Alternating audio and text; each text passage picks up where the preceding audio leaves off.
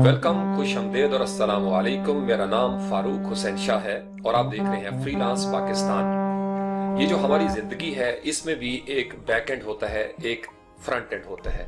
बाज़ औक़ात आपने अक्सर नोट किया होगा कि आपके दिमाग में कुछ चल रहा है, आप कुछ सोच रहे हैं, आप कुछ करना चाहते हैं।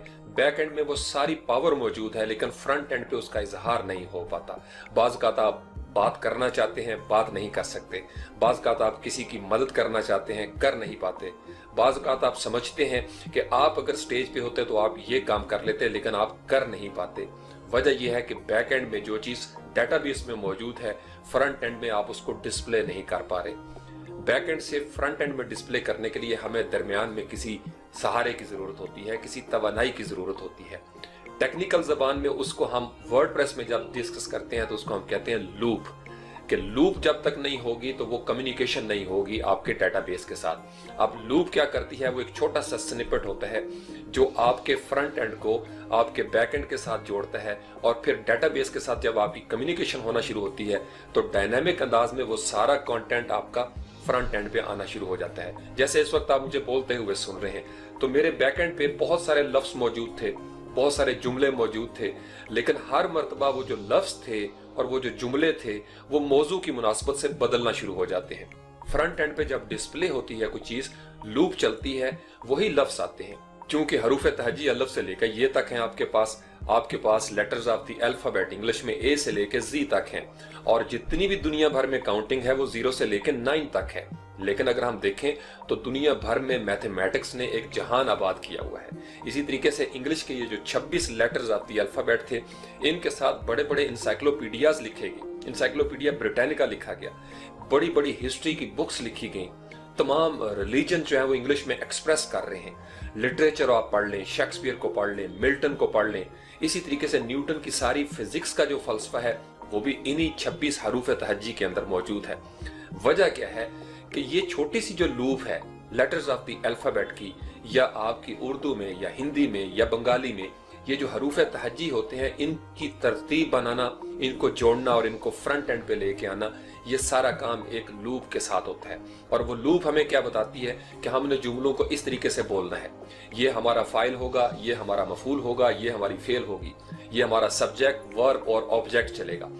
तो वो लूप जो है वो जब चलना शुरू हो जाती है एक खास अंदाज में, हमें पता है अगर मैं आपसे कहूं कि इंट्रोगेटिव सेंटेंस बनाना है, सवालिया निशान आपने कोई लगा के जुमला बनाना है, तो आप क्या करेंगे, आप ऑटोमेटिकली तमाम जुमलों को सवालिया जुमला जो है वो बनाना शुरू कर देंगे। आखिर में आपको पता है सवालिया निशान लगाएंगे, वो लूप चलेगी और उस लूप से आपके सारे जुमले जो है वो फ्रंट एंड पे नजर आना शुरू हो जाते हैं। यही वजह है कि प्रेजेंटेशन देते हुए आपने देखा होगा बाज बंदों के पास बहुत सारा इल्म होता है but they fail to present what they have in back of their minds. तो हमें जिंदगी में फ्रंट एंड को और बैक एंड को लूप में रखना है। जब हम लूप में आ जाते हैं तो फिर हमारी जिंदगी के अंदर कामयाबी जो है वो उसके इम्कानात रोशन हो जाते हैं। So having said that, let's get started. Okay Spartans, task number 63 और वर्डप्रेस थीम डेवलपमेंट का ये छठा पार्ट होगा।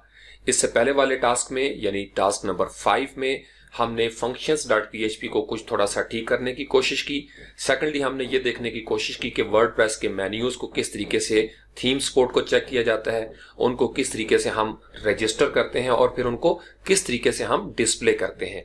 उसके बाद आपने देखा कि हमने एक डमी कंटेंट जो था थीम यूनिट टेस्टिंग का, वो हमने इंपोर्ट किया था और अभी ये बिल्कुल रफ हालत में है, रॉ हालत में है। लेकिन इसको आज हम इंशाल्लाह ताला जो वर्डप्रेस की लूप है वो हमारा मेन टॉपिक होगा। लेकिन functions.php को भी हम थोड़ा सा टच करेंगे ताकि साथ के साथ आपको जो प्रोफेशनल ट्रेनिंग है, जिस तरीके से प्रोज करते हैं, वो भी आपको समझ में आना शुरू हो जाए। लेकिन उससे पहले आज चूंकि दुनिया भर में इंटरनेशनल वुमेन डे है, एक दो कमेंट भी आए हुए थे और अगर कमेंट ना भी आते तो मेरे जहन में था, चूंकि मैं जिस माहौल में मेरी तरबियत हुई है और जो मेरे नजरियात हैं, मैं खवातीन का बहुत एहतराम करता हूँ। हमारे माशरे में ऐसी खवातीन हैं जो अपनी मिसाल आप हैं। मैं तमाम अपनी फीमेल स्पार्टन्स को आज के दिन बेस्ट विशेस करता हूँ और मैं ये दुआ गो हूँ उनके लिए कि आप लोग अपने अज़्म के साथ सर उठा के पूरी इज्जत और वकार के साथ आप माशरे में जिएं। आपको किसी से डरने की जरूरत नहीं है, आपको किसी खौफ की जरूरत नहीं है, ये हमारा मुआशरा जंगल का मुआशरा नहीं है। आप लोग अपने हिस्से की जिंदगी मुकम्मल एहतराम के साथ जिएं। आपको याद है इससे पहले भी मैंने एक वीडियो बनाई थी, अगर आपने नहीं देखी तो जरूर देखें, चादर और चार दीवारी के हवाले से, फ्रीलांसिंग के हवाले से। घर बैठे हुए खवातीन के लिए ये बहुत जबरदस्त अपॉर्चुनिटी है। आप कोई स्किल ले लें और अपनी घरदारी के साथ साथ आप चादर और चार दीवारी के तकद्दुस के साथ आप ऑनलाइन दुनिया में एज फ्रीलांसर काम कर सकती हैं। ये बहुत जबरदस्त दुनिया है और लड़कियों को तो इसमें बहुत पहले आ जाना चाहिए था। इंडिया से भी बहुत ज्यादा लड़कियां ऑलरेडी अपवर्क पे, फाइवर पे मौजूद हैं, बांग्लादेश से मौजूद हैं, पाकिस्तान से बहुत जबरदस्त हमारी फ्रीलांसर्स, टॉप रेटेड फ्रीलांसर्स हैं, फीमेल्स हैं। तो मैं अपनी तमाम फीमेल स्पार्टन्स को आज के दिन के लिए बहुत सारी दुआएं देता हूं। सो हैविंग सेड दैट, आज हम करेंगे इंशाल्लाह ताला लूप को, लेकिन आपको पता है इससे पहले हमने functions.php को थोड़ा सा सेट किया था। मुख्तलिफ स्क्रिप्ट जो है वो हम मुख्तलिफ फाइलों में सेट कर रहे थे और उसकी सेटिंग कर रहे थे मेन हम functions.php में। ओके, functions.php में हम यहां तक पहुंच गए थे, मुख्तलिफ मेन्यूज को हमने रजिस्टर किया था और हमने यहां से ऐड एक्शन कर दिया था functions.php में। और इस हुक का आपको पता चल गया होगा कि जब आपका थीम सेटअप हो जाए तो फिर आपने ये मेन्यूज इनइट जो है इसको कॉल करना है। अब ये जो फंक्शन है स्पार्टन्स मेन्यू इनइट यानी इनिशियलाइज कर दे, आप इसको अगर मेन्यूज की जगह पे लेट्स से सेटअप कर देते हैं, आपने अपना एक नाम रखना ताकि आपका थोड़ा सा ये मीनिंगफुल हो जाए। आपने कर दिया स्पार्टन्स सेटअप और इनइट। अब यहां से चूंकि आपने सिर्फ फंक्शन का नाम यहां पे बदली किया है, आप जब functions.php में आएंगे तो इस जगह पे भी आपको सेटअप जो है वो लिखना पड़ेगा। अब ये मैं क्यों कर रहा हूं, लेट्स से कि आप ये जो थीम बना रहे हैं ये पेरेंट थीम बनेगा। अब इसके ऊपर लोगों ने बनाने हैं चाइल्ड थीम, तो फिर आपको थोड़ी सी कंडीशन जो है वो लगानी पड़ती है। ये वर्डप्रेस का एक स्टैंडर्ड तरीकाकार होता है। तो पहले हमने एक सिंपल तरीकेकार की प्रैक्टिस की और इसी तरीके से हर टास्क जो है वो दूसरे से जुड़ा होगा, यानी हम स्टेप बाय स्टेप इंशाल्लाह ऊपर आते जाएंगे। अब यहाँ पे लेट्स से कि अगर कोई चाइल्ड थीम बनाता है तो वो चेक करेगा, हो सकता है वो भी इसी फंक्शन का नाम चाहे वो यूज कर ले, तो फिर थोड़ी गड़बड़ हो जाएगी। तो इस मकसद के लिए हम क्या करते हैं, इस फंक्शन से पहले इसी फाइल में रहते हुए हम एक इफ कंडीशन लगा देते हैं। अब आपको पता है इफ कंडीशन जो है ये भी एक फंक्शन के लिए यूज होती है, तो हम पैरेंथेसिस दे देंगे। अब यहां पे हम लगाएंगे साइन ऑफ एक्सक्लेमेशन। आपको याद है हमने पीएचपी के टास्क में ये देखने की कोशिश की थी, चूंकि अब एक इफ कंडीशन के अंदर आप कोई स्टेटमेंट, कोई आर्गुमेंट देने लगे हैं कि आपने अगर चेक करना क्या है, तो हम यहां पे कहते हैं कि अगर यहां पे नॉट, अब नॉट क्या होगा, तो एक और फंक्शन हम यहां पे देते हैं। आप स्पेस दे लें और लिखते हैं यहां पे अगर फंक्शन अंडरस्कोर एग्जिस्ट न करता हो, अगर फंक्शन, ये जो फंक्शन जिसका भी हम हवाला देंगे, अगर ये मौजूद ना हो तो फिर आप नीचे वाला फंक्शन जो है उसको चला दें। तो अब वो फंक्शन चूंकि हम बना रहे हैं यहां पे, लिहाजा उसके लिए पैरेंथेसिस आपको फिर से देनी पड़ेगी। अब इस फंक्शन के अंदर हम इसी फंक्शन का नाम लिख देंगे। तो इधर से हमने इसको कंट्रोल सी किया और यहां पे हम इसको पोस्ट्राफी के अंदर कंट्रोल वी कर देते हैं। अब यहां पे उसने चेक कर लिया कि अगर ये फंक्शन मौजूद ना हो स्पार्टन सेटअप इनइट, तो फिर आप इस फंक्शन को आगे चला देंगे। अब इसका स्टैंडर्ड तरीका कर क्या है, देन के लिए आप इसको कॉलन लगा देते हैं, यानी अगर ये मौजूद नहीं तो फिर आप ये कर दें। इस तरीके से आपने इसको रीड करना है। ये इसका एक शॉर्ट हैंड तरीकाकार है कि अगर ये मौजूद नहीं तो फिर आपने ये कर देना है। जैसे आपने इफ एल्स कंडीशन जो उसको चेक किया था और फिर हम करली ब्रेसेस देते थे, तो करली ब्रेसेस को यहां पे हम नहीं दे रहे, अदरवाइज फंक्शन के लिए आपको पता है हम करली ब्रेसेस जो है वो इस तरीके से दो देते हैं। तो उसके लिए शॉर्ट हैंड ये है कि आप एक कॉलन लगा देते हैं, तो इसका मतलब करली ब्रेसेस वाली कहानी आपकी ठीक हो गई। अब यहां से नीचे हम आ जाते हैं और हमने उस फंक्शन को उसी तरीके से एग्जीक्यूट कर दिया। कंट्रोल एस कर लेते हैं। अब अगर इस हालत में रहते हुए हम फ्रंट एंड पे जाएंगे और इसको रिफ्रेश करेंगे तो एक एरर आ जाएगा। एरर क्यों आ जाएगा, क्योंकि आपने इफ कंडीशन तो शुरू की है लेकिन उस इफ कंडीशन को आपने खत्म नहीं किया। तो यहाँ पे फ्रंट एंड पे आते हैं और इसको करते हैं, चूंकि ये हमारी साइट है, इसको हम करेंगे रिफ्रेश। जो ही रिफ्रेश किया तो आपने देखा पार्सिंग का एरर आ गया, सिंटैक्स एरर। और कौन सी लाइन है, लाइन 16 है। लाइन 16 पे हम जाके देखते हैं तो यहाँ पे अभी बजाय हमें कुछ नजर नहीं आ रहा, लेकिन जब हम ऊपर से इसको देखने की कोशिश करेंगे तो हमें पता है कि हमने इफ कंडीशन जो है वो शुरू की थी, यहां पे हमने इफ कंडीशन खत्म नहीं की। तो यहां से हम इसको करेंगे एंड इफ, यानी इफ की कंडीशन को आप एंड कर दें, ये इसका तरीकाकार होता है। उसके बाद हम दे देते हैं सेमीकोलन, इसको कर लेते हैं कंट्रोल एस, फ्रंट एंड पे आके इसको करेंगे रिफ्रेश। जब आप रिफ्रेश करेंगे बूम, आपकी ये सारी चीजें जो है वो ठीक ठाक तरीके से चलना शुरू हो जाएंगी। अब इसका मतलब यह है कि जब आपने ये बना दिया कि ये चेक करेगा कि स्पार्टन सेटअप इनइट जो है इसको चेक करे, तो फिर आप इसके अंदर एक फंक्शन आपने ये बना दिया। अब अगर आप इसके अंदर कुछ और पैरामीटर्स या स्टेटमेंट्स देना चाहते हैं आप वो भी दे सकते हैं। आप यहाँ पे इस जगह पे रहते हुए चूंकि हमने यहाँ पे functions.php में इसको बता दिया है कि जब थीम का सेटअप हो जाए तो फिर आपने हमारा फंक्शन एग्जीक्यूट करना है। अब आप इसकी गेम समझिएगा। गेम ये है कि आपका कोई यूजर जो है वो आपकी वेबसाइट पे आता है या आप खुद भी आते हैं विजिट करने के लिए। अब सबसे पहले वर्डप्रेस एक्टिवेट होगा। वर्डप्रेस देखेगा कि कौन सा थीम एक्टिवेट है। थीम है जी हमारा स्पार्टन फार। प्लगइन कौन कौन से हैं, ये वाले हैं। उसके मुताबिक ये थीम जो है वो पीछे बैकएंड में तैयार हो जाएगा और फिर वो डाटाबेस के साथ कम्युनिकेट होगा। जहां पे लूप लगी हुई है वो डाटाबेस के साथ कम्युनिकेट करेगी कि हाँ जी यूजर ने ये पेज मांगा है या ये पोस्ट मांगी है, तो वो यूआरएल के मुताबिक आपको रिजल्ट दे देगा। लेकिन इससे पहले कि फ्रंट एंड पे चीजें नजर आए, थीम का सेटअप होना बड़ा जरूरी है। इसका मतलब यह है कि यहाँ पे चूंकि अब हमने इसको जोड़ दिया इसके साथ, लिहाजा इसको हम कहीं भी functions.php में लिख सकते हैं चूंकि अब हमने हुक कर दिया है। लेकिन बेहतर तरीकाकार ये होता है कि आप इसको इस तरीके से ऑर्गेनाइज कर लें। अब आपको याद होगा ये जो स्पार्टन स्क्रिप्ट थी जिसमें हमने अनक्यू किए थे मुख्तलिफ स्टाइल्स, इसमें हमने दिया था add theme sport title tag और इस तरीके से हमने यहाँ पे रजिस्टर नैब मेन्यूज भी किए थे। अब फर्ज कर लें ये जो हिस्सा है आपका ऐड थीम स्पोर्ट का, आप इसको यहां भी रहने देंगे तो ये चलेगा, लेकिन इसकी प्रॉपर पोजीशन ये होती है आप इसको functions.php में भी यहां पे दे देंगे तो ये उसी तरीके से काम करता रहेगा, इसमें कोई फर्क नहीं होगा। कंट्रोल Z कर लेते हैं। इसका सबसे बेहतरीन तरीकाकार ये होता है कि जब आपने एक कंडीशनल स्टेटमेंट यहां पे दे दी और आपने एक फंक्शन बना दिया हुआ है जो हुक कर रहा है, तो थीम सेटअप होगा पहले और उसके बाद आपको जो कुछ अपनी कस्टम चीजें चाहिए वो आप यहाँ पे इसका मतलब लिख सकते हैं। मेन्यूज की हमें जरूरत नहीं, लेकिन टाइटल टैग की हमें जरूरत होती है, लिहाजा एक हम यहाँ पे ये दे देते हैं। उसके बाद हम कर लेते हैं इसको एंटर। एंटर करने के बाद वर्डप्रेस रिकमेंड करता है एक और होता है आपका ऐड थीम स्पोर्ट, उसको भी कंट्रोल V कर लेते हैं और 2-4 मरतबा आप इसको कंट्रोल V कर लेंगे क्योंकि हर मरतबा आपको इसी फंक्शन की जरूरत पड़ेगी, ये जो टेम्पलेट टैग है।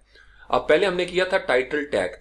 अच्छा ये आप खुद से भी बना सकते हैं लेकिन वो हम थोड़ा सा क्योंकि वो एडवांस है वो आगे जाके देखेंगे।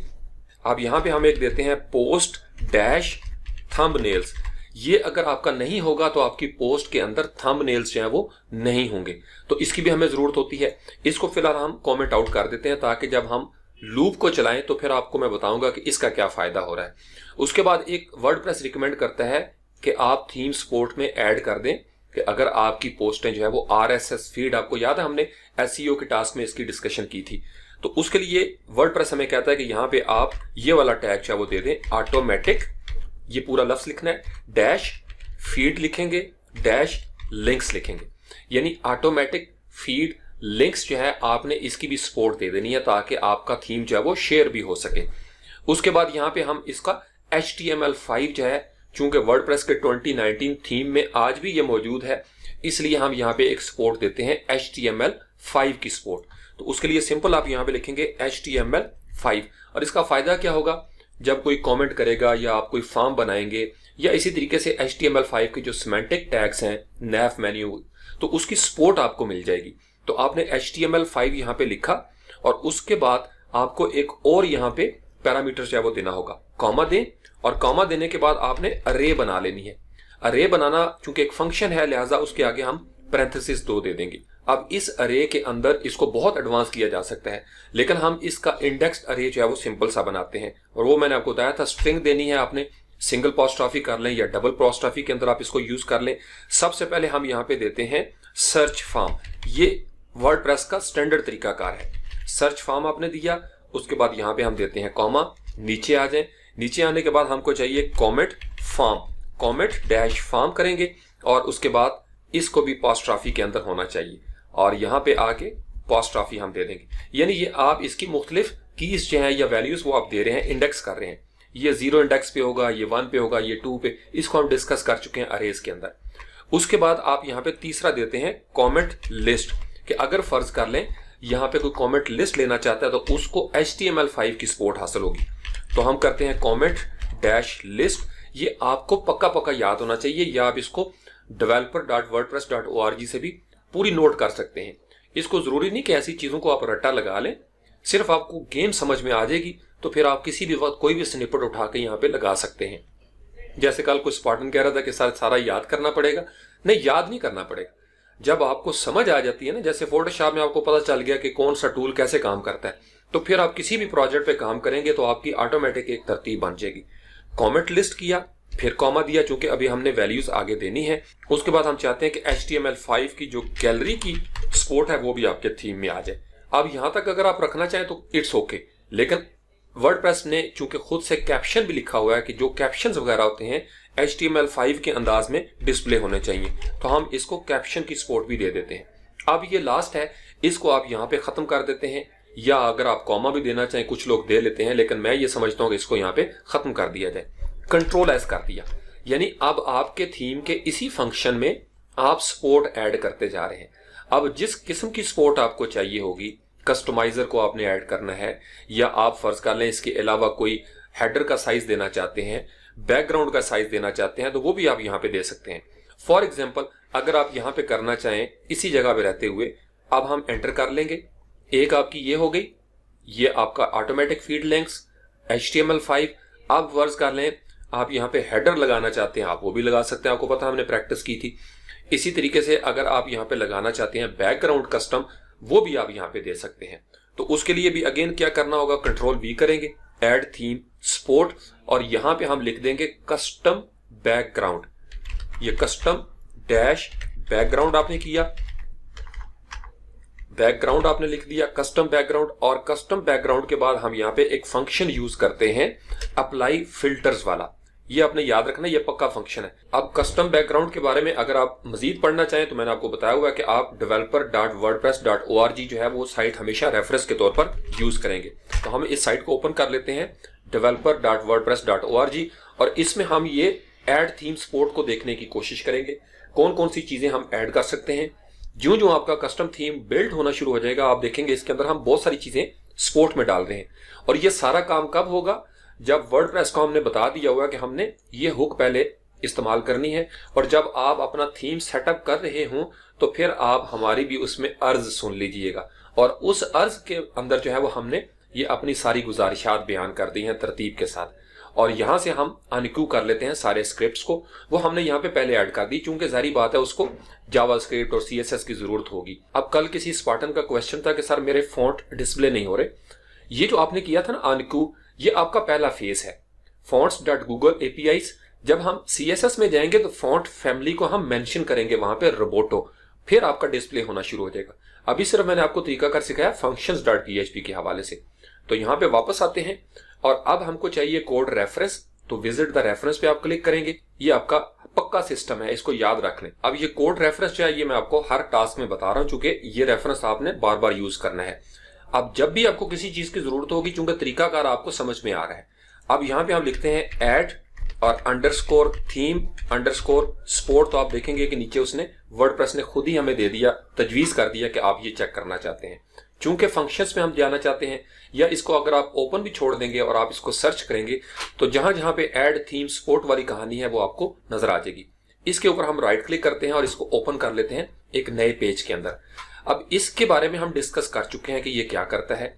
अब यहां से नीचे आके आप देखेंगे तो ये इंट्रोड्यूस हुआ था 2.9.0 में, और 5.0.0 के अंदर ये जो लेटेस्ट वर्डप्रेस है इसमें उन्होंने रिस्पॉन्सिव एम्बेड्स जो है इसको भी ऐड कर दिया, अलाइन वाइड को कर दिया, डार्क एडिटर को कर दिया, इसी तरीके से disable custom colours, disable custom font sizes, ये सारा वो था जो आपका गुटनबर्ग के हवाले से था। और ये जो है वर्डप्रेस ब्लॉक स्टाइल्स ये भी उन्होंने ऐड कर दिए। इसका मतलब ये है कि अगर आप सिंपल इसको यहां से Ctrl+C करेंगे इतने हिस्से को, और आप वापस आते हैं अपने कोड में। अब यहाँ पे आपने स्पार्टन्स इन8 के अंदर लेट्स से कि आप ऐड थीम सपोर्ट जो है वो इसको Ctrl+V कर देते हैं, जो आपने वहां से कॉपी किया था। कस्टम बैकग्राउंड को हम बाद में डिस्कस करते हैं। यहां से आपने रिस्पॉन्सिव एम्बेड्स कर दिया। इसका मतलब यह है कि जब आपको वीडियो लगाएंगे, यूट्यूब की कोई वीडियो, तो वो रिस्पॉन्सिव हो जाएगी, या कोई भी चीज आप एम्बेड करेंगे इसके अंदर तो ये सपोर्ट भी आपके थीम को मिल गई, और ये लेटेस्ट वर्जन में उन्होंने इंट्रोड्यूस किया। इसका मतलब ये लाजमी हमको करना है। उसके बाद वापस आते हैं और यहां पे आके हम सर्च करेंगे कस्टम बैकग्राउंड, कस्टम, और यहां पे डैश डालेंगे और बैकग्राउंड। अब यहां पे आपने कस्टम बैकग्राउंड लिखा और इसको हम कर लेंगे सर्च। अब जो ही आपने कस्टम बैकग्राउंड किया तो आपने देखा उसने साथ हमें एक बता दिया अप्लाई फिल्टर्स जो है ये भी आपने साथ टेम्पलेट टैग यूज करना है। और उसके बाद ये करंट थीम सपोर्ट्स यानी सपोर्ट हम ऐड कर रहे हैं और उसके अंदर आपने फिल्टर्स को अप्लाई करना है। अभी आपने फिल्टर हुक्स और एक्शन हुक्स पे कंफ्यूज नहीं होना, लेकिन चूंकि ये बुनियादी जरूरत है इसलिए अभी हम इसको इसी तरीके से यूज करेंगे। नीचे आप आके देखें तो इसको भी उन्होंने 3.4.0 में चेंज लॉक किया था और ये सोर्स क्या है, theme.php। चूंकि हम थीम को सेट कर रहे हैं, इसका मतलब ये है कि ये जो अप्लाई फिल्टर है, अगर आप सिर्फ इतने हिस्से को पढ़ना चाहें, इसको कंट्रोल सी कर लें और इसको हम यहाँ पे सर्च करते हैं कि अप्लाई फिल्टर क्या चीज है, तो आप ये देखेंगे आपको वर्डप्रेस हुक मिल जाएगी फिल्टर्स की। ये हुक्स जो है ये बड़े काम की चीज है। जब आपको हुक समझ आ जाएंगे आगे जाके तो आप कहेंगे कि सर ये तो जबरदस्त काम हो गया, यानी आप कोई भी कस्टम थीम पर इजीली बना सकेंगे। अप्लाई फिल्टर पे हमने क्लिक किया, यहां से हम इसको सर्च करते हैं। फंक्शन है call the functions added to a filter hook. चले फिल्टर्स और एक्शंस का मैं आपको थोड़ा सा बता देता हूं। एक्शन का मतलब एक्शन और फिल्टर का मतलब कि लेट्स से कि किसी ने कोई कमेंट लिखा है और आप ये चाहते हैं कि कमेंट फॉर्म से जब कमेंट आपके फ्रंट एंड पे डिस्प्ले हो, आप दरमियान में बैठे हुए हों नाका लगा के और आप चेक करें कि किसी ने कोई गाली शाली तो नहीं दी, कोई बुरा लफ्ज तो नहीं इस्तेमाल किया, तो आप कहते हैं कि अगर इफ कर देते हैं कि इफ अगर आपने ये लफ्ज यूज किया हुआ है तो एल्स करके आप इसको रोक लेंगे या आप इसको चेंज कर देंगे। यानी फर्ज कर लें तैमूर अकबर या इसरार मलिक को लफ्ज लिखते हैं स्पार्टन और मैं दरमियान में ये फंक्शन लगा देता हूं कि जब वो स्पार्टन का कहें तो मैंने आगे स्पार्टन्स कर देना है, एस लगा देना है, तो फिर मुझे फिल्टर की जरूरत होगी, यानी मैं फिल्ट्रेशन करूंगा। या मैं इसको कहता हूं कि जब वो स्पार्टन कहें तो फिर मैं इसकी जगह पे लफ्ज लिखना चाहता हूं लेट्स से लड्डू, तो स्पार्टन की जगह पे लड्डू आ जाएगा। तो फिल्ट्रेशन जो है वो फिल्टर करता है, लफ्जों को चेंज करता है। एक्शन का मतलब आपने एक एक्शन करना है। आप वर्डप्रेस पे हुक लगाते हैं कि नहीं भाई जब आपका ये एक्शन हो, आपने बड़ी मेहरबानी ये इनिशिएट कर दिया, आपने उस मौके पे ये एक्शन जो है ये एग्जीक्यूट कर देना है।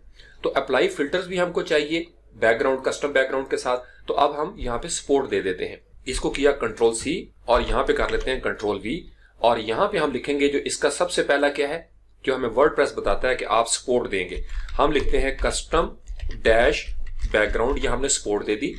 अब ये आपका पहला हिस्सा हो गया। इसके साथ हमें वर्डप्रेस क्या बताता है कि आपने अप्लाई फिल्टर यूज करना है।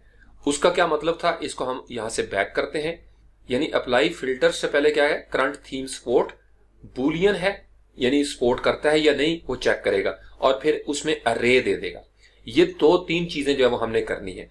तो हम यहाँ पे वापस आएंगे, कस्टम बैकग्राउंड की हमने सपोर्ट दे दी।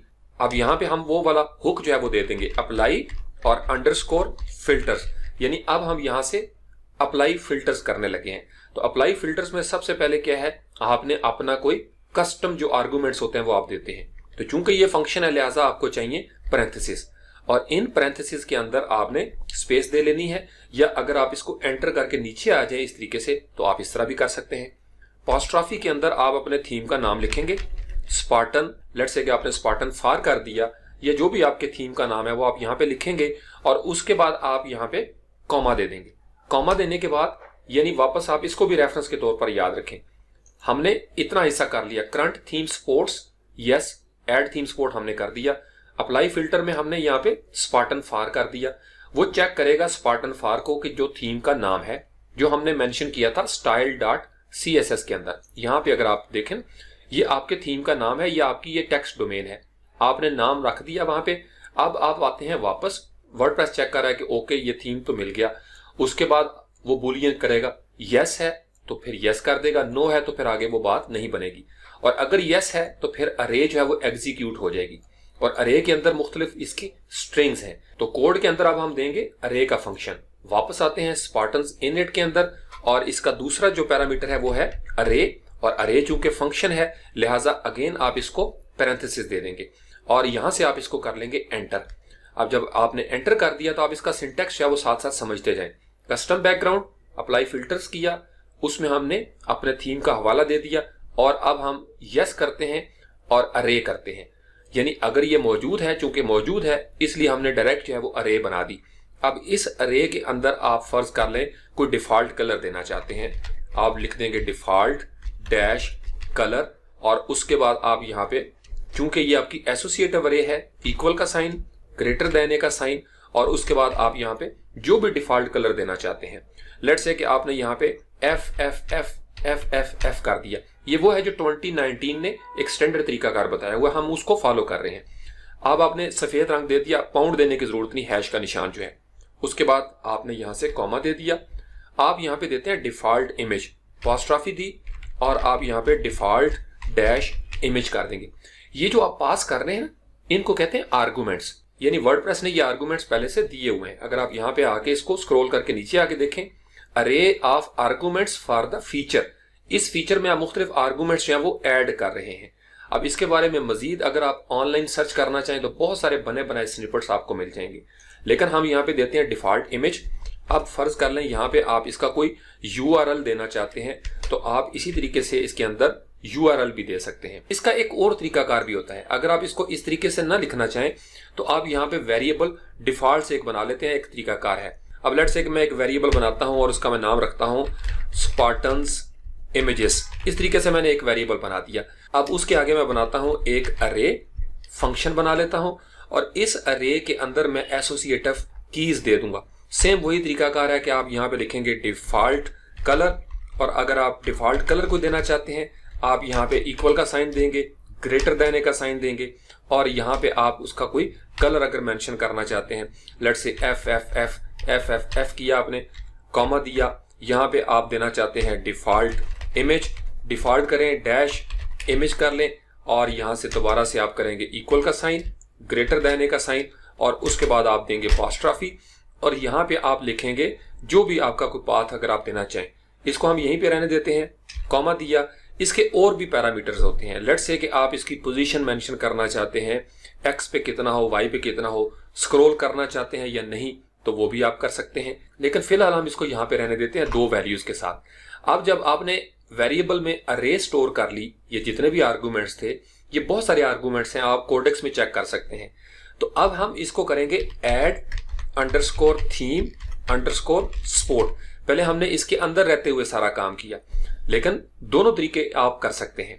ऐड थीम स्पोर्ट किया आपने, और इस ऐड थीम स्पोर्ट के बाद अब हम करेंगे पैरेंथेसिस, क्योंकि ये एक फंक्शन है, और उसके अंदर हम लिखेंगे कस्टम डैश बैकग्राउंड, वही काम जो हमने पहले किया था, और उसके बाद हम देंगे कॉमा। पहले हमने अरे यहां पे बनाई थी, लेकिन अब हमने क्या किया, अब हमने इस वेरिएबल के अंदर अरे को स्टोर कर लिया है। तो ये आप कान इधर से पकड़े या उधर से, लेकिन इसका मतलब यह है कि अगर आपने ज्यादा पैरामीटर्स देने हैं, लेट से 10-15, तो फिर आपके लिए बेहतर होता है कि आप उसको वेरिएबल में स्टोर कर लें। और यहां पे हम इसको कर देंगे कंट्रोल V, बाहर आएंगे, सेमीकोलन देंगे, और यहां पे भी हम दे देंगे जनाब सेमीकोलन, वरना एरर आ जाना था। फ्रंट एंड पे गए और यहां से हम इसको करेंगे जाके रिफ्रेश। जब आप रिफ्रेश करेंगे तो आप देखेंगे कि बैकग्राउंड की टैब अभी भी मौजूद है। इस पे हम क्लिक करेंगे तो बैकग्राउंड इमेज अभी भी आपको नजर आ रहा है। यहां से आप करेंगे इसको सिलेक्ट, और अगेन सेम कहानी जो है, इसको आप सिलेक्ट करेंगे, चूज इमेज करेंगे, बूम, ये आपको नजर आना शुरू हो जाएगा। लेकिन हम इसको रखना नहीं चाहते। तो आई होप कि आपको दोनों तरीके जो है वो समझ में आ गए होंगे। ये बहुत आसान सा है, यानी आप डायरेक्ट ऐड थीम सपोर्ट करें, उसमें कस्टम बैकग्राउंड लिखें और यहाँ पे अरे बना लें, या आप अरे के आर्गुमेंट्स को सेव कर लें वेरिएबल में और इसको आप यहाँ पे एग्जीक्यूट कर लें। जो कोडेक्स है उसके अंदर लफ्ज लिखा हुआ है डिफॉल्ट्स, आप इस तरह लिखना चाहें इस तरह भी लिख सकते हैं, लेकिन हमने अपना नाम दे दिया वेरिएबल को, लिहाजा ये भी चलेगा। कंट्रोल S कर लिया। आई होप कि आपको कस्टम बैकग्राउंड की समझ आ गई होगी। इसको आज हम यहाँ पे रखते हैं, इससे आगे आप इसका कस्टम हेडर भी बनाएंगे, फिर यहीं पे रहते हुए हम विजेट्स भी बनाएंगे, साइड बार जिसको कहते हैं। लेकिन फिलहाल ये प्रैक्टिस काफी है, चूंकि असल काम है हमारा आज लूप का। अब लूप के लिए हम जाते हैं जनाब अपने थीम के फ्रंट एंड पे, इसको करते हैं रिफ्रेश, तो आपने देखा कि ये सारा कुछ मौजूद है। अब हम आते हैं इसके बैक एंड पे और देखते हैं कि हमने जो पेजेस इंपोर्ट किए थे, ऑल पेजेस या ऑल पोस्ट, वो सारे मौजूद हैं। इसको जब मैं व्यू करता हूं फ्रंट पेज को या प्राइवेसी पॉलिसी को, या ये लेट्स से कि अबाउट द टेस्ट, इसको हम व्यू करते हैं फ्रंट एंड पे। अब जब व्यू करते हैं तो हमें मेन्यू भी नजर आ गया, नीचे फुटर भी नजर आ गया, लेकिन इसके बावजूद हमें कंटेंट नजर नहीं आ रहा। लेकिन जब हम इसके ऊपर एडिट के ऊपर क्लिक करते हैं तो हम देखेंगे कि इसके अंदर कंटेंट मौजूद है। इसका मतलब यह है कि कोई चीज हम यहाँ पे मिस कर रहे हैं।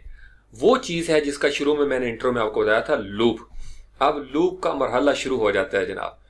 तो लूप हम लगाएंगे यहाँ पे index.php में समझने के लिए। अब यहाँ पे हम देंगे जनाब वर्डप्रेस की लूप, और लूप के लिए PHP का टैग आप शुरू करेंगे, और उसके बाद आप लिखेंगे वर्डप्रेस में, और उसके बाद हम देते हैं इफ की कंडीशन। इफ का मतलब कि आप डाटाबेस के साथ ये कम्युनिकेशन होगी और वो चेक करेगा कि पोस्ट मौजूद हैं या नहीं मौजूद हैं। इफ किया हैव अंडरस्कोर पोस्ट और ये अलग फंक्शन है, यानी फंक्शन विद इन फंक्शन, तो इसकी अलग पैरेंथेसिस 2 देनी पड़ेगी। अब यहाँ पे उसने चेक कर लिया कि अगर पोस्ट मौजूद है, उसके बाद आप देते हैं कॉलन। इसके मुख्तलिफ तरीके हैं, लेकिन मैं आपको सिंपलेस्ट तरीका बता रहा हूँ जो एक लाइन में लिखते हैं कि अगर पोस्टें हों तो फिर क्या हो, और फिर उसके बाद हम उसको बताते हैं वाइल। वाइल की यहाँ पे लूप लगा देंगे, आपको पता है इसकी प्रैक्टिस की थी हमने। जब तक पोस्टें हों तो फिर हम लिखेंगे वाइल हैव अंडरस्कोर पोस्ट, और ये भी फंक्शन जो है इसको पैरेंथेसिस देंगे, बाहर आ जाएंगे और यहाँ पे कॉलन दे देंगे। और उसके बाद अगर पोस्टें हों तो भाई पोस्टें आप हमें दे दें, तो उसके लिए एक टेम्पलेट टैग होता है, फंक्शन होता है द अंडरस्कोर पोस्ट, और पैरेंथेसिस दी, और उसके बाद आपने दे दिया यहाँ पे सेमी कॉलन। तो यहाँ पे आप गेम समझनी है आपने। इसके जरिए हम चेक कर रहे हैं इतने हिस्से के जरिए कि डाटाबेस में पोस्टें हैं या नहीं है। तो 2 ही जवाब हो सकते हैं बूलियन में, यस या नो। अगर है यस तो हम कहते हैं कि जब तक पोस्टें हैं, वाइल हैव पोस्ट, ठीक है बाबा, अगर आपके पास पोस्टें हैं तो पोस्टें दे दें, और अगर आपके पास पोस्टें नहीं हैं और जब तक नहीं है तो आप हमें ना दें। ये बात समझ गए? इसका सादा सा फलसफा ये है, अगर पोस्टें हों इफ हैव पोस्ट, और जब तक हैव पोस्ट तो प्लीज द पोस्ट। इस तरीके से इसको करना है। अब चूंकि इसमें आप इफ कंडीशन लगा रहे हैं और वाइल कंडीशन लगा रहे हैं, लिहाजा इस कंडीशन को एंड भी करना है, ये बड़ा जरूरी है, वरना एरर आ जाता है। अब उसको हम यहां से करेंगे एंटर, और एंटर करके आपको पता है HTML में हमने क्या किया था। अब HTML में हम क्या करते हैं, लेट्स से कि आपने यहाँ पे हेडिंग का टैग दिया और उसके बाद हेडिंग का टैग जो है वो हम क्लोज करते हैं। अब इसमें होती है हमारी हेडिंग, ये आपने इसका स्टाइल और सीक्वेंस समझना है। अब लेट्स से कि इस हेडिंग टैग के अंदर मैं कोई और टैग HTML5 का देना चाहता हूं, तो मैं कहता हूं स्ट्रॉन्ग, और स्ट्रॉन्ग चूंकि मैंने बाद में शुरू किया है लेकिन इसको खत्म मैं पहले करूंगा, ये आपने इसका सीक्वेंस याद रखना है। आगे पीछे आपका H1 है, H1 क्लोज हो गया, स्ट्रॉन्ग बाद में शुरू किया और स्ट्रॉन्ग को पहले खत्म कर दिया। सेम यही कहानी होगी कि आपकी इफ कंडीशन पहले है तो ये बाद में खत्म होगी, और वाइल चूंकि बाद में है ये पहले खत्म होगी। तो यहां से हम इसको क्या करेंगे, सिंपल लिखना होता है हमने एंड वाइल और सेमीकोलन, और उसके बाद हम एंड इफ कर देंगे और सेमीकोलन कर देंगे। अब हम जाते हैं बैक एंड पे, टोटल लूप इतनी है, फिर इसके अंदर होती है कस्टम क्यूरी, WP क्यूरी, वो हम इससे अगले टास्क में देखेंगे। यहां पे वापस आए और इसको कोई भी एक पोस्ट है वो हम व्यू कर लेते हैं। लेट्स से कि ब्लॉक कवर जो है इसको हम करते हैं व्यू। अब जब आप जाएंगे फ्रंट एंड पे तो वो हमको बता रहा है जनाब लाइन 27 पे पार्स एरर है, यकीनन हमने यहाँ पे कोई गड़बड़ की होगी 27 पे। यस, चूंकि PHP हमने शुरू किया और PHP को क्लोज नहीं किया, लिहाजा यहाँ पे हमको PHP क्लोज करनी पड़ेगी और ये एरर जो है वो हमारा खत्म हो जाएगा। रिफ्रेश किया आपने, अब जनाब आपका सारा कुछ आ गया, ओपन भी हो रहा है, लेकिन कंटेंट नजर नहीं आ रहा, यानी पोस्टों के साथ उसने कम्युनिकेट कर दिया डेटाबेस में पोस्टें हैं, क्योंकि हमने पोस्ट को खोला है। पोस्ट उसने कहा जी लो, लेकिन हम कहते हैं कि भाई पोस्ट दे दिया आपने, कहाँ है? वो कहता है बाबा आप यहाँ पे इसको डिस्प्ले तो करवाएं। याद है मैंने मेन्यू में बताया था आपको। अब यहाँ पे आपने मेन्यू वाला काम किया, यहाँ पे आपने चेक किया कि क्या मेन्यू की सपोर्ट होती है, उसने कहा जी सपोर्ट होती है। यहाँ पे आपने उसको रजिस्टर कर दिया इतने हिस्से में। अब आपने उसको कहीं पे डिस्प्ले तो करना है ना। अब उस डिस्प्ले करने के लिए हमारे पास एक टैग होता है _content, और उसके बाद हम देते हैं यहाँ पे पैरेंथेसिस और सेमीकोलन दे देते हैं। अब इसको कर लेंगे Ctrl+S, यानी अब आप उसको कहते हैं कि भाई कंटेंट को आप ले आए, फ्रंट एंड पे जाते हैं और इसको करते हैं रिफ्रेश। जो ही आप रिफ्रेश करेंगे, बूम, आपको मुबारक हो जनाब, आपकी पोस्ट आपका डाटाबेस से उठ के आना शुरू हो गया। ये आपने जो डमी थीम यूनिट टेस्टिंग की थी, अब छोटा सा कोड लिखने से ये आपको नजर आ रहा है। अब आप इसको कहते हैं, चूंकि अभी आपने single.php नहीं बनाई, कोई टेम्पलेट नहीं बनाया, अब आप ये कहते हैं कि इस कंटेंट से पहले, अगर आप गौर करें तो इसका टाइटल क्या था, इस पोस्ट का ब्लॉक कवर, लेकिन वो हमको नजर नहीं आ रहा यहाँ पे। जबकि हम यहाँ पे जाके देखते हैं इसके ऊपर, इसको अगर हम एडिट करें तो ब्लॉक कवर की जो पोस्ट थी इसका एक टाइटल भी है, और इसको राइट साइड पे हम देखते हैं कुछ कैटेगरीज भी हैं इसकी, और इसको यकीनन किसी ऑथर ने लिखा होगा, लेकिन वो हमको कुछ भी नजर नहीं आ रहा। तो फिर यहाँ पे हम मुख्तलिफ टैग्स जो है वो इंट्रोड्यूस करते हैं कि कंटेंट से पहले हमको क्या चाहिए। अब यहाँ पे हम देते हैं _author, और उसके बाद पैरेंथेसिस दी और सेमीकोलन दे दिया। अब यहां से हम इसको करेंगे जनाब Ctrl+C और इसको Ctrl+S कर लेते हैं, क्योंकि हमें जरूरत पड़ेगी इसकी। फ्रंट एंड पे आते हैं और यहां से आके इसको करेंगे रिफ्रेश पोस्ट को। अब जब आप रिफ्रेश करेंगे तो थीम रिव्यूअर जो है वो आपको नजर आना शुरू होगा, जो आपका ऑथर है।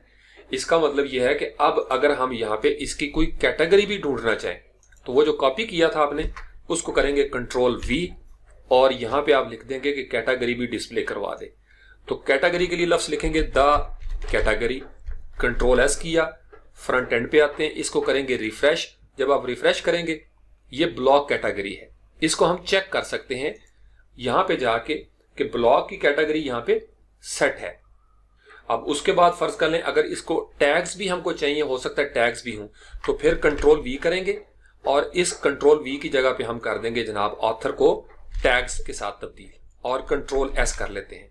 फ्रंट एंड पे आते हैं, इसको करेंगे रिफ्रेश और देखते हैं कि इसके अंदर टैग्स हैं या नहीं। टैग्स हमें नजर नहीं आ रहे, इसका मतलब टैग्स इन्होंने शामिल नहीं किए। लेकिन अगर हम यहाँ पे टैग्स खुद दे दें, यहाँ पे हम करते हैं टैग 1 कॉमा दिया, टैग 2 कॉमा दिया, टैग 3 कॉमा दिया, ये अपने ओरिजिनल लफ्ज लिखने होते हैं सिर्फ यहाँ पे प्रैक्टिस के लिए। इसको पब्लिश कर दिया, अपडेट किया और यहाँ पे जाएंगे हम वापस फ्रंट एंड पे। टैग का कोड हम दे चुके हैं, इसको करेंगे हम रिफ्रेश। जब आप रिफ्रेश करेंगे तो टैग्स टैग 1 2 3 ये आपको नजर आना शुरू हो गए। अब इसका मतलब यह है कि हमको डेट भी चाहिए कि इसकी डेट क्या थी, तो उसका फंक्शन हम लिखते हैं यहाँ पे द अंडरस्कोर डेट, ये आपने PHP में प्रैक्टिस की थी, और उसके बाद सेमीकोलन दिया और इसके अंदर हम पैरामीटर दे देते हैं y-m-d, या आप कॉलन देना चाहें कॉलन भी दे सकते हैं। कंट्रोल एस किया, फ्रंट एंड पे आते हैं, इसको करेंगे रिफ्रेश। अब उसने हमें डेट भी बता दी कि जनाब ये 11 मार्च 2018 को ये पोस्ट लिखी गई थी। अब इसी तरीके से इसके अंदर हम बहुत सारी चीजें जो है वो दे सकते हैं। लेट से कि हमने टाइम भी नोट करना है कि इसका टाइम क्या था, तो फिर हम यहाँ पे लिखेंगे द अंडरस्कोर टाइम, पैरेंथेसिस दी। अभी आपने ख्याल रखना है हम कोई HTML नहीं दे रहे, यानी अगर आप HTML यहाँ पे शुरू करेंगे तो ये जबरदस्त खूबसूरत होती जाएगा आपका टेम्पलेट। अभी हम टेम्पलेटिंग नहीं कर रहे, अभी हम सिर्फ थीम को समझ रहे हैं। सेमीकोलन दिया और टाइम के अंदर हम पैरामीटर दे देते हैं, लेट से कि H दिया हमने, कॉलन दिया I, कॉलन दिया S। ये मैंने आपको बताया था 24 घंटे का टाइम जो है वो किस तरीके से लिखना है। कंट्रोल एस किया, फ्रंट एंड पे आते हैं, इसको करेंगे रिफ्रेश। जब आप इसको रिफ्रेश करेंगे तो उसने हमें अपना टाइम भी बता दिया जनाब के 12:20 पे, यानी PHP आपका सारा कचा छटा जो है वो खोल रही है कि जनाब 11 मार्च 2018 को 12:20 पे ये पोस्ट लिखी गई थी। और इसके बाद जनाब यहाँ पे अगर हम कुछ और देना चाहें कंटेंट से पहले तो हम दे सकते हैं। अब यहाँ पे आप देखते हैं तो यहाँ पे थंबनेल नजर नहीं आ रहा, इसका मतलब मैंने आपको बताया, मैंने कमेंट किया था। तो वापस आते हैं अपने स्पार्टन्स इनेट में और ये जो पोस्ट थंबनेल वाला था इसको अनकमेंट कर देते हैं। कंट्रोल एस किया, वापस जाते हैं और इसको करेंगे रिफ्रेश। जब आप इसको रिफ्रेश करेंगे तो अब आपको पोस्ट थंबनेल वाला हिस्सा जो है ये भी नजर आना शुरू हो गया, यानी अब आप इसका कोई थंबनेल जो है वो भी ऐड कर सकते हैं। तो लेट्स से कि हमने इसको या ये घोड़े वाला जो है इसको हमने थंबनेल बना दिया और इसको हम कर लेते हैं सिलेक्ट। अब ये आपका थंबनेल भी नजर आना शुरू हुआ, अपडेट कर देते हैं और फ्रंट एंड पे आके इसको करेंगे रिफ्रेश। जब रिफ्रेश करेंगे तो आप ये देखेंगे कि थंबनेल हमें नजर नहीं आ रहा जबकि हमने लगा भी दिया। इसका मतलब यह है कि ये तो आपने कोड में इसको बताया, रजिस्टर कर दिया कि भाई पोस्ट का थंबनेल भी आप लगा दें, सपोर्ट है। वो कहता है भाई सपोर्ट तो है, रजिस्टर कर दिया, बाबा डिस्प्ले कहां पे करना है। हम उसको कहते हैं नो प्रॉब्लम सर, हम डिस्प्ले करवाना चाहते हैं इसको इसी जगह पे index.php के अंदर द टाइम के साथ हम इसको लिखेंगे the underscore post underscore thumbnail और फंक्शन, और यहां पे दे देंगे पैरेंथेसिस और कंट्रोल एस कर देंगे। फ्रंट एंड पे जाते हैं और अब हम इसको करेंगे रिफ्रेश। तो अब आपको वो घोड़ा जो है वो अपना नजर आना शुरू हो जाएगा। बूम, कांग्रेट्स, ये आपका थंबनेल आ गया, ये आपका टेक्स्ट आ गया। अभी कोई HTML नहीं है, अभी आपने सिर्फ लूप जो है इसको इस्तेमाल किया है और लूप के मुख्तलिफ पैरामीटर जो है वो आप इस्तेमाल करना शुरू हो गए। अगर आप फर्ज कर लें इस कंटेंट के बाद इसका खुलासा भी देना चाहते हैं तो उसके लिए हम यूज करते हैं द एक्सर्ट और पैरेंथेसिस दी और यहां पे दे दिया सेमीकोलन और यहां से कर दिया इसको कंट्रोल एस। फ्रंट एंड पे गए, इसको करेंगे रिफ्रेश। अब उसका एक्सर्ट जो है वो आपको नजर आना शुरू हो जाएगा। इस पोस्ट के आखिर में ये छोटा मोटा है, आपने देखा ये डॉट डॉट नजर आ रहा है, और ये सेटिंग करते हैं हम इस जगह पे जाके, ये जिस जगह पे लिखा हुआ है आपकी रीडिंग, इसके ऊपर हम क्लिक करेंगे तो इस पे रहते हुए आपने देखना है कि ब्लॉग पेज कितनी पोस्टें शो करे, 4 या 5, और आप मोस्ट रिसेंट शो करना चाहते हैं, फुल टेक्स्ट या समरी देना चाहते हैं, तो यहां से आप इसका एक्सर्ट जो है वो मेंशन कर सकते हैं। या कोडिंग में और भी तरीके हैं, वो हम आगे जाके डिस्कस करेंगे। तो यहां तक आज के लिए काफी है। मेरे ख्याल में आपकी माशाल्लाह पोस्टें आना शुरू होगी। इसका मतलब अब आप किसी पेज को भी ओपन करेंगे तो उसके ऊपर भी ये index.php जो है ये चलेगी। जैसे ये हम चेक कर रहे थे अबाउट द टेस्ट, व्यू करते हैं इसको फ्रंट एंड पे, अब आपकी लूप इसके मुताबिक भी चलेगी। पेज का टाइटल उसने दिया, टाइम दिया, डेट दी उसने, ये था 9:40 पे और ये 2010 में बनाया गया था। आप फर्स्ट करें आप इसमें ब्रेक देना चाहते हैं तो जल्दी जल्दी हम इसको इको करवा लेते हैं, एक HTML का टैग, और उसको दे देते हैं जनाब यहाँ पे ब्रेक BR और /, क्लोज किया, और इसको हम कर देंगे यहाँ से सेमीकोलन, और इतना हिस्सा हम करेंगे Ctrl+C। डेट के बाद भी हम इसको Ctrl+V कर देते हैं, और अगर आप टैग्स के साथ भी करना चाहें तो आप इसको कर सकते हैं। Ctrl+S किया, फ्रंट एंड पे आते हैं और इसको करेंगे रिफ्रेश। अब आपने इस पे ख्याल रखना है, ये जो थीम बस्टर है इसको हम थोड़ा सा जूम करके देखते हैं। रिफ्रेश करेंगे, आप चूंकि आपने ब्रेक दी थी लिहाजा वो आपको नजर आना शुरू हो गया। अगर आप डेट से पहले भी यहाँ पे डालना चाहें तो आप यहाँ पे स्पेस एक दे सकते हैं, Ctrl+V करेंगे, Ctrl+S करेंगे, फ्रंट एंड पे आके आप इसको करेंगे रिफ्रेश, तो ये आपकी डेट भी नीचे आना शुरू हो जाएगी इस तरीके से। इसका मतलब आप HTML के साथ इसको बनाते चले जाएंगे। अगर फर्ज कर लें आप यहाँ पे कोई और टैग भी बनाना चाहते हैं तो PHP का टैग आप यहाँ पे क्लोज करेंगे, द टैग्स के बाद लेट से आपने यहाँ पे PHP क्लोज कर दी, और अब आप दोबारा से PHP को शुरू करना चाहते हैं, आप इसको शुरू कर सकते हैं इस तरीके से। अब इसके अंदर अगर आप HTML करना चाहते हैं आप HTML यहाँ पे लिख सकते हैं। लेट से कि मैं इसको किसी खास डिव के अंदर जो है वो देना चाहता हूँ, तो मैं यहाँ पे डिव लिखूंगा और इस डिव को मैं क्लोज कर देता हूँ लेट से इस जगह पे जाके जहाँ पे टाइम लिखा हुआ है। इसके बाद हमने डिव को क्लोज कर दिया। अब इस डिव को आप कोई स्टाइल देना चाहते हैं तो यहाँ पे हम लिखेंगे स्टाइल, आपने इन्वर्टेड कॉमर्स दिए, और यहाँ पे हम लिख देते हैं बैकग्राउंड कलर, और यहाँ पे लेट से के कर दिया आपने ब्लैक, और उसके बाद सेमीकोलन, और कलर दिया आपने वाइट, सेमीकोलन, और इसकी विड्थ आप कर लेते हैं लेट से 100%, और पैडिंग आप इसकी कर लेते हैं लेट से 40 पिक्सल। ये हमने जल्दी जल्दी एक इनलाइन स्टाइल जो है वो दे दिया इस पूरी डिव को। अब याद रखना आपने कि PHP आपने यहां से दोबारा से शुरू किया और PHP आपने क्लोज नहीं की। अब इसका मतलब यह है कि अब आपको ये PHP इस डिव से पहले क्लोज करनी पड़ेगी वरना एरर आ जाएगा। तो यहां से हमने क्लोज कर लिया, और ये नीचे जो है आपको दोबारा से PHP का टैग देना पड़ेगा, तो आप यहां पे करेंगे PHP, Ctrl+S करेंगे, फ्रंट एंड पे आते हैं और इसको करेंगे रिफ्रेश। जब आप इसको रिफ्रेश करेंगे ये इस तरीके से जनाब आप अपने स्टाइल्स हैं वो ऐड करते हैं। अगर आप इसको भी कुछ देना चाहें, थीम बस्टर वाला जो आपका ऑथर वाला है, तो उतने हिस्से पे हम HTML लगा देंगे यहाँ पे। अगेन आपको क्या करना पड़ेगा, PHP को आप यहाँ पे क्लोज करेंगे और PHP का टैग आप यहां से दोबारा से शुरू करेंगे, लेकिन इसके दरमियान आप कोई HTML देना चाहते हैं।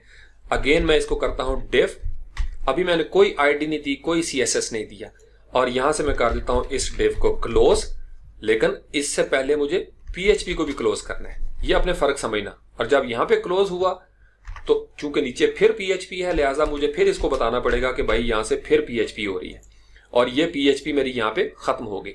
Ctrl+S कर दिया। अब इस डिव को भी मैं अगर कोई स्टाइल देना चाहता हूं, लेट से मैं इसको कॉपी कर लेता हूं, Ctrl+C किया, और Ctrl+C करने के बाद इसको कर देते हैं हम यहाँ पे Ctrl+V। अब यहाँ पे बैकग्राउंड कलर हम कर लेते हैं लेट से कोरल, और टेक्स्ट का कलर हम कर देते हैं लेट से ब्लू, और विड्थ 100% ही रहने देते हैं, और पैडिंग इसकी कर लेते हैं 20। Ctrl+S किया, फ्रंट एंड पे जाते हैं। अब थीम बस्टर वाला हिस्सा जो है इसको हमने सेट किया, इसको करेंगे रिफ्रेश। जब आप रिफ्रेश करेंगे तो ये कोरल कलर हमें उस तरीके से नजर नहीं आ रहा, तो हम इस कोरल कलर की जगह पे लिख लेते हैं लेट से मैरून। इसको मैरून किया और इस कलर को हम रहने देते हैं वाइट, और Ctrl+S किया, फ्रंट एंड पे आते हैं, इसको करेंगे रिफ्रेश। जब आप रिफ्रेश करेंगे बूम, ये आपकी मैरून कलर भी आ गया, और ये डायनेमिक है। अब डायनेमिक का मतलब यह है कि अगर आप इसका ऑथर चेंज करें इस पेज के ऊपर, यानी यहां पे हम गए पेजेस के अंदर और इसको क्विक एडिट करते हैं और इसका ऑथर जो है वो चेंज करना चाहते हैं। अब यहां से ऑथर जो है वो लेट से कि हम कर लेते हैं फार एडमिन जो हमने बनाया था, इसको कर लेते हैं अपडेट। ये आपने बैक एंड से किया, और इसको दोबारा से हम करेंगे व्यू। जब आप इसको व्यू करेंगे तो अब आप देखेंगे कि ऑटोमेटिकली ऑथर का नाम यहाँ पे चेंज हो गया, क्योंकि ये डायनेमिक काम हो रहा है। तो इस तरीके से आप HTML और CSS बनाते चले जाते हैं। मैंने इसलिए आपको बताया था कि आप अभी HTML और CSS पे इतना ज्यादा आपने टेंशन नहीं लेनी, सिर्फ आप समझें कि लूप आपकी यहाँ पे कर क्या रही है। और ये बड़ी पावरफुल चीज है। जब आपको समझ आ जाएगी वर्डप्रेस क्वेरी की, फिर आप इंशाल्लाह ताला दौड़ पड़ेंगे इस थीम डेवलपमेंट में। तो आज के लिए इतने ही काफी। ये प्रैक्टिस करें, इस लूप की प्रैक्टिस करें। इसके बारे में मजीद आप पढ़ना चाहते हैं, यहाँ पे जाएं और इस जगह पे जाके आप लिखेंगे द लूप, और आप देखेंगे कि इसके अंदर बहुत सारी चीजें जो है वो आपको नजर आना शुरू हो जाएंगी। Thank you very much.